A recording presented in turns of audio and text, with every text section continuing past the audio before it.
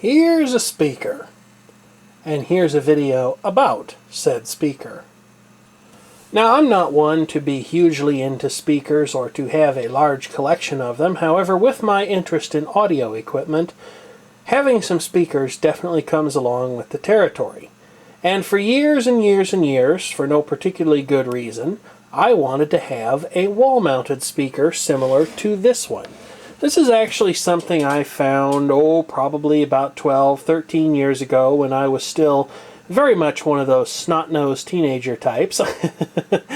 And I found this at the same place I find a lot of my stereo equipment, which is to say, at the Public Radio and Television Benefit Sale. It was one of the first times, if not the first time, that I ever went to the sale. And I saw this sitting in a pile of lonely-looking cables and things like that, and I just had to take it home with me. It didn't even cost $1, and when I got it home, I was thrilled to discover that it worked, and I actually hung it up on the wall and played music into it for a while. And then it kind of got forgotten, and it got a little bit wet in the basement flood of 2004, but it was stuffed in an out-of-the-way place. Nobody bothered it. And so it is still here today, and it still works quite well. Main reason for making this video, I'd like to know more about this speaker, specifically about how old it is. I would guess, based on the color, which is rather more pinkish or even skin-toned than the video probably lets on like, that this is probably from sometime in the 1950s or the 1960s, and specifically, this is a Utah speaker, model number SB8-C, and there is a Utah driver in it. There are some codes printed on the driver. Let me turn the camcorder light on here so you can see them better. However, they haven't really led to any particularly interesting discoveries about who might have actually made it. And in fact, searching the web for any information on Utah speakers has not exactly proven productive for pretty much any of the last decade, as I have tried it on and off. This is not a terribly high power speaker. I would guess probably 5 to 10 watts at the most is what it would be comfortable dealing with. This is also not what I would call a terribly high fidelity speaker, as it seems to have been tuned for a rather large bump around the mid-range frequencies.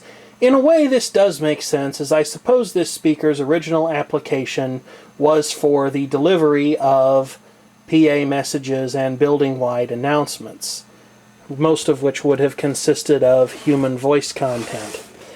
It's probably not helping matters that I am using a very high-end speaker cable here. When I first got this speaker, I didn't have any other wire at my disposal, so I simply hooked it up using simple single-line telephone cord, which is probably not the best thing to use, but I've never bothered to change it because it always seemed to work just fine, and I suspect this speaker's fidelity is much more seriously limited by other factors. However, experimenting with this speaker has brought to light some interesting things, and some interesting thoughts for changing its design, though due to its age, I doubt that I will do that. In fact, the only thing that I really have any plans to do, I need to repair the cabinet because the glue that held it together here has failed. This glue joint was weak when I got it, and this part of the cabinet is also weak and is no longer holding the speaker in securely. So the cabinet does fine as long as you don't get too rambunctious with it.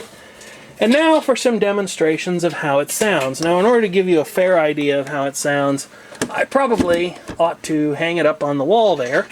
And first we'll do it flat with the equalizer out of circuit so that you can hear what the speaker sounds like, give or take any coloration by the camcorder's microphone. Here's just a little bit of demonstration music. Catch a wave and you're sitting on top of the world. Don't be a... As you can hear, there is a tremendous bump in the mid-range, even given the lo-fi nature of that recording. Let's go back and try that again, and this time around I'll switch in the equalizer, which you can see I have configured for a slight mid-range cut and a boost of the treble and a slight boost of the bass as well. I think you'll agree that this speaker sounds a lot better when you help it along with equalization. It also helps the speaker somewhat to apply the loudness equalization curve, but my custom curve up here worked quite a bit better than simply turning the loudness on did, as the loudness did nothing to tame the excessively harsh mid-range. So I'll go ahead and restart the song here, and you can listen. Catch a wave and you're sitting on top of the world.